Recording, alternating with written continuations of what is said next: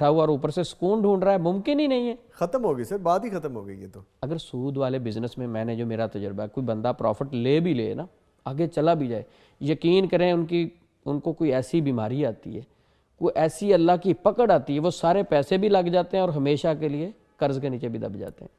اللہ تعالیٰ معاف کرے ٹھیک ہے، سب پہ. تو ہمیں اس چیز سے بچنا چاہیے جس چیز سے اللہ اور اس کے رسول نے منع فرمایا.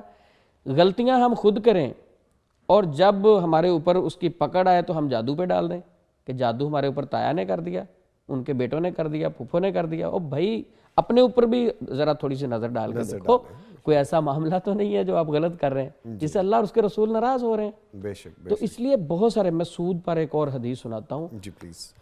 اللہ اکبر. نبی صلی اللہ علیہ وسلم نے فرمایا سود کا 1 درہم کھانے والا پتہ کتنا گناہ ہے؟ 36 مرتبہ ایک بندہ زنا کرے، اس سے بھی بڑا گناہ ہے کہ 1 درہم سود کا کھا لے. اللہ